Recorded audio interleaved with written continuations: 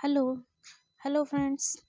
इस वीडियो में हम पॉलिटी का एक बहुत ही इम्पोर्टेंट जो है टॉपिक देखेंगे, जो है और इसको समझेंगे। आज हम जो है लोकहितवाद के बारे में पढ़ेंगे, यानी पब्लिक इंटरेस्ट लिटिगेशन के बारे में, जिसको जो है शॉर्ट में पीआईएल बोलते हैं। पीआईएल के बारे में पढ़ेंगे। पीआईएल क्या होता है और पीआईएल कौन दायर कर सकता है, पीआईएल की उत्पत्ति कहाँ हुई, मतलब कहाँ किस देश में हुई, और भारत में जो है इसकी उत्पत्ति जो है कैसे हुई, और जो है किस केस में हुई इसकी उत्पत्ति। इन सब चीज़ों के बारे में जो है इस वीडियो में हम बहुत ही डिटेल में समझेंगे। तो देखते हैं लोकहितवाद। लोकहितवाद को जो है जनहितकारीवाद भी कहा जाता है, या इसको जो है लोकहितवाद, इसको प्रतिनिधित्ववाद भी जो है कहा जाता है। तो लेकिन इंग्लिश में जो इसको पब्लिक इंटरेस्ट लिटिगेशन बोलते हैं, यानी पीआईएल। पीआईएल तो यहाँ पे देखते हैं सबसे पहले पीआईएल की उत्पत्ति जो है किस देश में हुई। तो पीआईएल की जो उत्पत्ति है वह अमेरिका में हुई थी। अमेरिका में सबसे पहले जो है पीआईएल की उत्पत्ति हुई। उसके बाद जो है पीआईएल की उत्पत्ति अमेरिका में हुई। अमेरिका के बाद जो है पीआईएल यानी पीआईएल जो है का जो है पीआईएल के तहत जो है जो याचिका दायर की जाती है, उसका विकास जो है यानी इंग्लैंड में हुआ। इंग्लैंड के बाद जो है भारत में जो है पीआईएल की उत्पत्ति का जो श्रेय दिया जाता है वह जस्टिस पीएन भगवती को दिया जाता है। जस्टिस पीएन भगवती ने जो है पीआईएल को जो है पीआईएल की उत्पत्ति भारत में की और पीआईएल को परिभाषित किया, यानी लोकहितवाद की उत्पत्ति जो है जस्टिस पीएन भगवती के निर्णय के जो है परिणाम स्वरूप हुई है, और जो है पीआईएल को जो है परिभाषित भी जस्टिस पीएन भगवती ने ही किया। तो आगे हम जो है केसेस देखेंगे, जो है किस केस में जो है जस्टिस पीएन भगवती ने पीआईएल की उत्पत्ति की। सबसे पहले जो है लोकहितवाद यानी पब्लिक इंटरेस्ट लिटिगेशन यानी पीआईएल को जो है पढ़ने से पहले हम कुछ मतलब कि यहाँ पे जो है कुछ जो मैक्सिम होते हैं उनको देखते हैं। यहाँ पे लोकहितवाद जो है से संबंधित एक मैक्सिम है, जो है लोकहितवाद से संबंधित तो नहीं कह सकते हैं, लेकिन एक मैक्सिम है जो है लोकस स्टेंडाई। लोकस स्टेंडाई जो है इसकी हिंदी होती है अधि स्थिति का नियम, यानी अधि स्थिति का नियम या लोकस स्टेंडाई का नियम। तो सबसे पहले देखेंगे कि लोकस स्टेंडाई का नियम क्या होता है। तो लोकस स्टेंडाई का नियम होता है कि जिस व्यक्ति के अधिकारों का हनन हुआ है या उल्लंघन हुआ है, यानी जिस व्यक्ति के मूल अधिकारों का हनन हुआ है या किसी अधिकार का हनन हुआ है, और वही व्यक्ति जो है न्यायालय में उपचार के लिए याचिका दायर कर सकता है या मुकदमा दायर कर सकता है। उसकी तरफ से कोई दूसरा व्यक्ति जो है मुकदमा दायर नहीं कर सकता है। यह है लोकस स्टेंडाई का नियम। लोकस स्टेंडाई का जो नियम है वह यही कहता है कि जिस व्यक्ति के मूल अधिकार का या किसी भी अधिकार का हनन हुआ है, वही व्यक्ति जो है न्यायालय में मुकदमा दायर करने जा सकता है, दूसरा कोई व्यक्ति नहीं जा सकता है। लेकिन जो लोकहितवाद है इसमें जो है जिस व्यक्ति के मूल अधिकारों का हनन हुआ है या किसी भी अधिकार का हनन हुआ है, उसके अलावा भी जो है कोई भी व्यक्ति उसकी तरफ से जो है न्यायालय में याचिका दायर कर सकता है।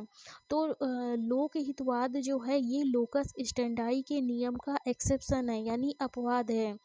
अपवाद है इसलिए कि जो लोकहितवाद दायर किया जाता है इसमें जो है जिस व्यक्ति के जो है अधिकारों का हनन हुआ है, उस व्यक्ति के अलावा जो है कोई भी जो है जो लोकहित में या सामाजिक के समाज के मुद्दों पे जो है इंटरेस्ट रखता है, वह जो है उसकी ओर से उसके मूल अधिकारों के हनन के लिए न्यायालय में मुकदमा दायर कर सकता है।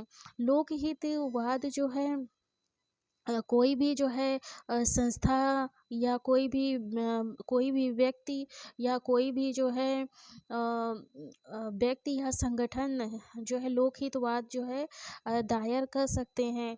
बहुत सारे केसेस भी लोकहितवाद पे जो आए हैं वो संगठन द्वारा दायर किए गए हैं, उन पर जो है निर्णय भी हम आगे देखेंगे। तो लोकहितवाद जो है लोकस स्टैंडाई के नियम का जो है अपवाद है।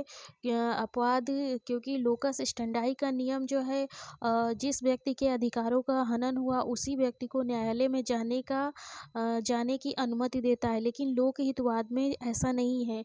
अगर जो है कोई भी व्यक्ति जो न्यायालय में नहीं जा सकता है, क्योंकि भारत जैसे मतलब कि विशाल जनसंख्या वाले देश में यहाँ पे ज़्यादातर जो है जनता जो है यानी आम जनता जो है अपने अधिकारों के प्रति इतनी जागरूक नहीं है, या वह अशिक्षा के कारण इतनी पढ़ी लिखी नहीं है कि वह अपने अधिकारों को समझे और उनको लागू कराने के लिए जो है न्यायालय में जाए। और दूसरी सबसे बड़ी बाधा यह है कि यहाँ जो है लगभग 40% से ज़्यादा आबादी जो है भारत में गरीबी रेखा के नीचे जो है जीवन यापन करती है, जो 2 वक्त की रोटी भी अपने लिए नहीं मतलब जुटा पाती है। वह न्यायालय में इतनी मतलब कि फ़ीस देकर जो है अपने अधिकारों के हनन के लिए जो कैसे न्यायालय में जा सकती है। तो इन सभी परिस्थितियों को देखते हुए जो है लोकहितवाद की उत्पत्ति जो है भारत में की गई, और उन जो है निर्धन व्यक्तियों या गरीब व्यक्तियों की ओर से जो न्यायालय में नहीं जा सकते हैं या जो अपने अधिकारों के बारे में नहीं जानते हैं, उनकी तरफ से कोई भी जो है सामाजिक संस्था, संगठन, गैर सरकारी संगठन या कोई भी समाज का व्यक्ति जो है न्यायालय में उनकी तरफ से वाद दायर कर सकता है, यानी मुकदमा दायर कर सकता है उनके अधिकारों को बचाने के लिए। तो ये लोकहितवाद लोकस स्टैंडाई के नियम का अपवाद है।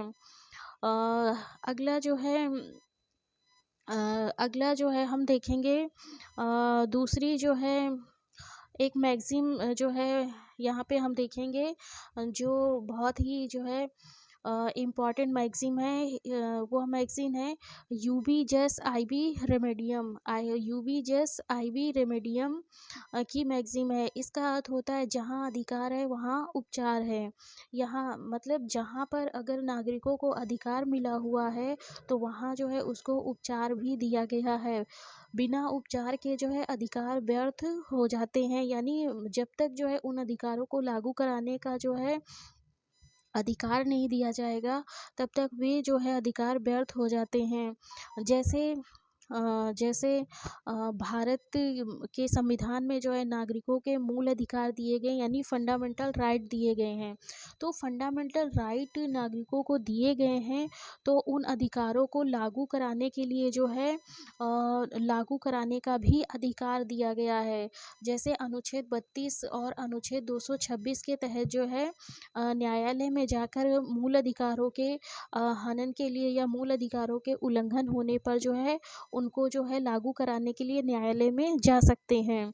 अनुच्छेद 32 के तहत जो है उच्चतम न्यायालय में मूल अधिकारों को लागू कराने के लिए जा सकते हैं, और अनुच्छेद 226 के तहत जो है राज्यों के उच्च न्यायालयों में जो है अपने मूल अधिकारों को लागू कराने के लिए जा सकते हैं।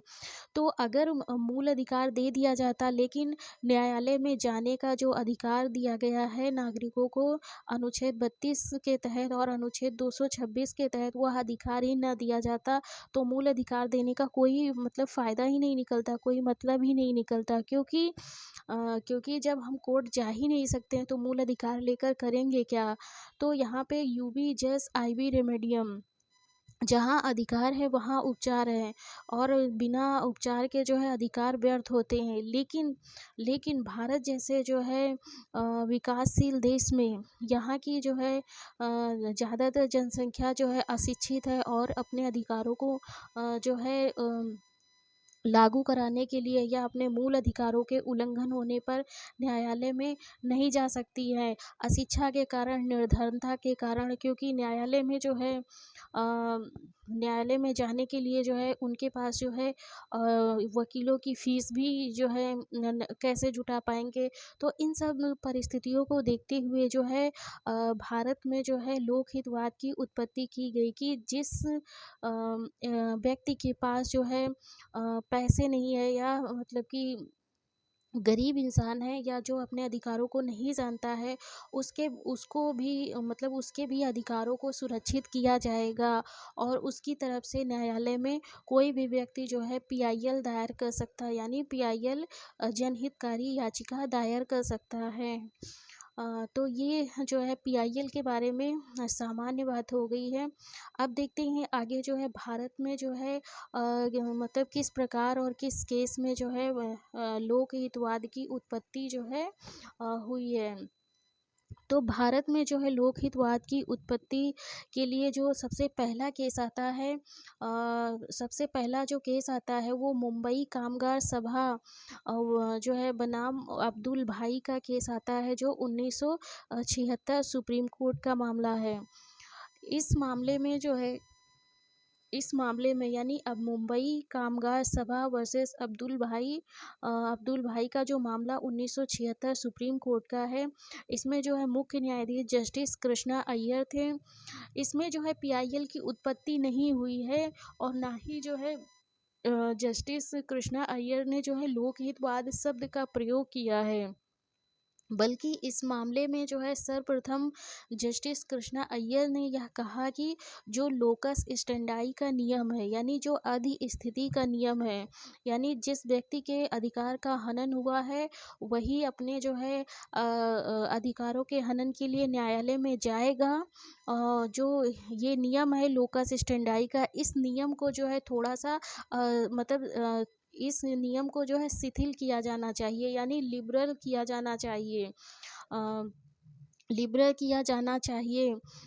यह जो है इसको और उदार बनाया जाना चाहिए कि जिस व्यक्ति के अधिकारों का हनन हुआ है उसके अलावा अब कोई भी व्यक्ति उसकी तरफ से न्यायालय में याचिका दायर कर सके या मुकदमा दायर कर सके।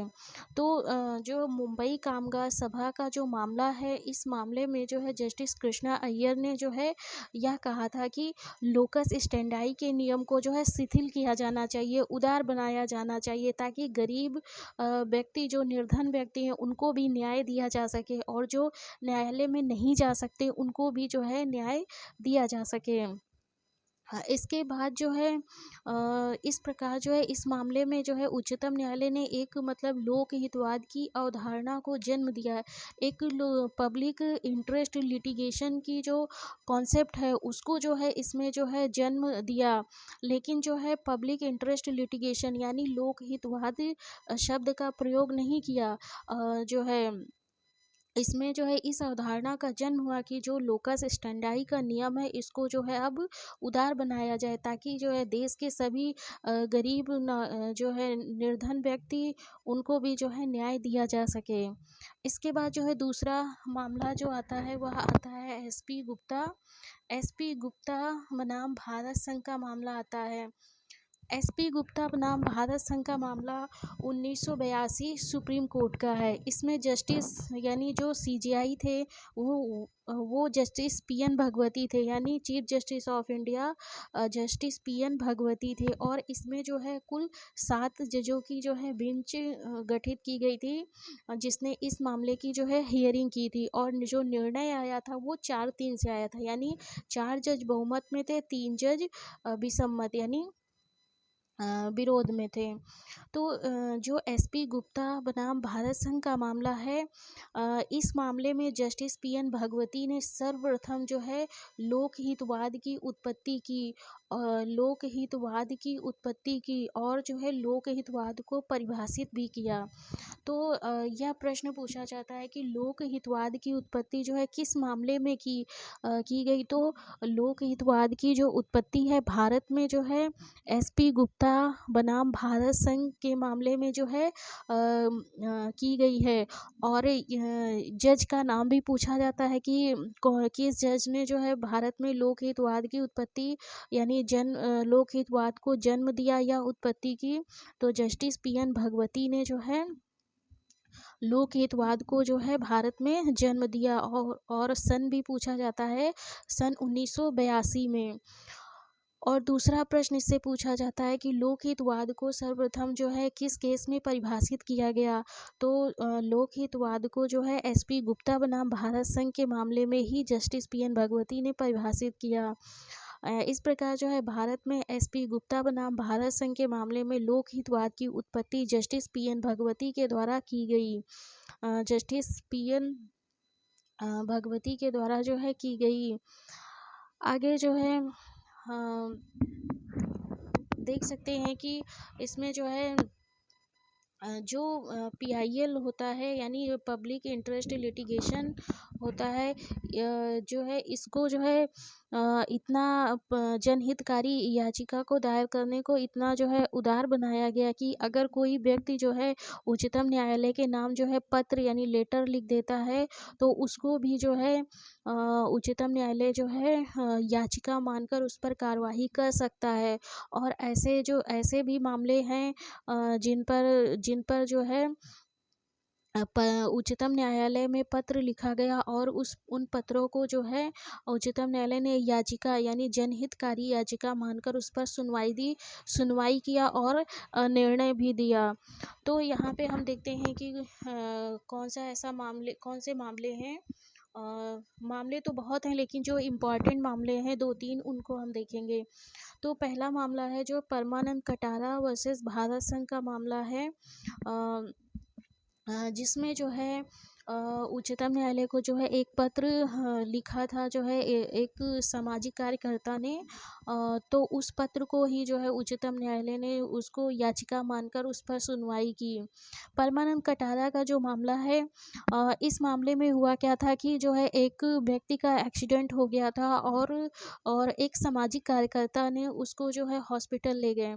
हॉस्पिटल ले जाने के बाद जो है हॉस्पिटल के मतलब लोगों ने कहा कि यानी डॉक्टर्स ने कहा कि पहले जो है पुलिस को इन्फॉर्म करिए या कानूनी कार्रवाई करिए, उसके बाद हम जो है उसका इलाज करेंगे। लेकिन जो है उसका जो है इलाज नहीं किए तो उसके बाद जो है उस व्यक्ति की जो है मृत्यु हो जाती है। तो यहाँ पे जो है एक सामाजिक कार्यकर्ता ने जो है न्यायालय को यानी उच्चतम न्यायालय को पत्र लिखा कि जो है पत्र लिखकर इस पूरी घटना को जो है उच्चतम न्यायालय को बताया। तब उच्चतम न्यायालय ने जो है डायरेक्शन दिया कि जो है अगर कोई भी दुर्घटनाग्रस्त व्यक्ति जो हॉस्पिटल में जिसको ले जाया जाएगा तो सबसे पहले उसका उपचार किया जाएगा यानी इलाज किया जाएगा। और जो कानूनी कार्रवाई या जो पुलिस कार्रवाई ये बाद में भी हो सकती है, लेकिन सबसे पहले उसको उपचार प्रदान किया जाएगा। और वो चाहे सरकारी अस्पताल हो या फिर जो है प्राइवेट अस्पताल हो, दोनों को यह डायरेक्शन दिया कि सबसे पहले जो है दुर्घटना ग्रस्त व्यक्ति को जो है उपचार जो है दिलाना आवश्यक है और पुलिस कार्रवाई बाद में भी मतलब बाद में की जाएगी। तो ये मतलब पत्र के माध्यम से जो है उच्चतम न्यायालय में जो है याचिका दायर की गई थी। अगला जो है पत्र के माध्यम से जो जनहितकारी याचिका का मामला हुआ है कादरा पहाड़िया वर्सेस जो है बिहार राज्य का। कादरा पहाड़िया वर्सेस बिहार राज्य का मामला 1981 का मामला सुप्रीम कोर्ट का है। इस मामले में भी सुप्रीम कोर्ट को जो है पत्र लिखा गया था और जो है लेटर को ही सुप्रीम कोर्ट ने जो है जनहितकारी या लोकहितकारी जो है याचिका मानकर जो है एक्सेप्ट किया और इस पर जो है कार्रवाई भी की। जो कादरा पहाड़िया वर्सेस बिहार राज्य का मामला, इस मामले में क्या हुआ था कि जो बिहार राज्य सरकार के अधीन जेलों में जो है कई कम से कम ऐसे कैदी जो है ऐसे कैदी जो है जेलों में जो बंद थे, जो करीब 14-15 सालों से जेलों में बंद थे और उनको जो है छोड़ा नहीं गया था और 14-15 सालों से बंद थे। लेकिन और बिना ट्रायल के जो है, बिना विचारण के जो है बगैर सुनवाई के, बिना ट्रायल के या बिना सज़ा दिए सज़ा सुनाए ही हुए जेल में बंद थे 14-15 सालों से। और यदि उन व्यक्तियों को जो है सज़ा दी जाती न्यायालय द्वारा तो महज़ 2 साल या 3 साल की सज़ा मिलती, लेकिन जो है वे बगैर ट्रायल के जो है 14-15 सालों से जेल में बंद थे। तो इसमें भी जो है सामाजिक कार्यकर्ताओं ने जो है उच्चतम न्यायालय को पत्र लिखकर इस और उच्चतम न्यायालय का ध्यान जो है आकृष्ट किया या दिलाया। तो उच्चतम न्यायालय ने जो है बिहार सरकार को जो है नोटिस जारी किया और उनको जो है छोड़ने का आदेश दिया। तो जो लोकहितकारीवाद है, इसको जो है समाज का कोई भी व्यक्ति, सामाजिक कार्यकर्ता, सामाजिक संगठन, कोई भी संस्था जो है जनहितकारी याचिका जो है दायर कर सकती है, या जो है कोई भी समाज का व्यक्ति उच्चतम न्यायालय को पत्र द्वारा भी किसी ऐसी घटना या किसी ऐसी घटना की ओर उच्चतम न्यायालय का ध्यान जो है दिला सकता है जिसमें जो है लोगों के फंडामेंटल राइट्स का जो है वायलेशन होता है, और वे व्यक्ति जो है उच्चतम न्यायालय में नहीं जा सकते हैं अपने अधिकारों को प्रवर्तित कराने के लिए।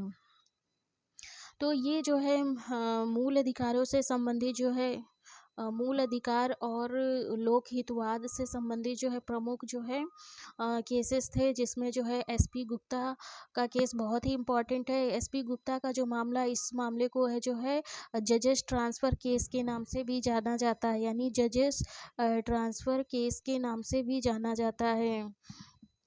एक केस हम और देख सकते हैं, एच.एम. हास्कट वर्सेस महाराष्ट्र राज्य का। एच.एम. हास्कट वर्सेस महाराष्ट्र राज्य का मामला है, जिसमें जो है उच्चतम न्यायालय ने यह निर्णय दिया था कि निःशुल्क और विधिक सहायता पाना जो है नागरिकों का मूल अधिकार है। निःशुल्क निःशुल्क विधिक सहायता पाना जो है नागरिकों का मूल अधिकार है। इसी तरह संविधान के जो है अनुच्छेद 39A में जो है अनुच्छेद 39A राज्य के नीति निदेशक जो तत्व जो दिए गए हैं, उसके अंतर्गत 39A में जो है इक्वल जस्टिस और फ्री लीगल एड की जो है बात की गई है कि नागरिकों को इक्वल जस्टिस प्रदान किया जाएगा, समान न्याय एवं निःशुल्क विधिक सहायता का जो है प्रावधान किया गया है। इन सब जो है अधिकारों को, जो अधिकार दिए गए हैं भारतीय संविधान में नागरिकों के, उन अधिकारों को लागू कराने के लिए ही जो व्यक्ति जो है निर्धनता या पैसों की कमी के कारण जो है न्यायालय में जो है नहीं जा सकते हैं, उनके लिए जो है लोकहितवाद की उत्पत्ति जो है सुप्रीम कोर्ट द्वारा जो है की गई है भारत में। इस प्रकार हम देखते हैं कि लोकहितवाद जो है लोकहितवाद जो है जो न्यायालय में दायर किया जाता है, इसमें जो है न्यायालय जो फीस होती है, न्यायालय जो फीस लगाता है मुकदमा दायर करने में, इसमें माफ़ होती है फीस। जो है जो याचिकाकर्ता होता है उससे जो है न्यायालय शुल्क या फीस नहीं ली जाती है। तो इस प्रकार हमने जो है पीआईएल को जो है समझा। जो पीआईएल जो है बहुत ही इम्पोर्टेंट टॉपिक है।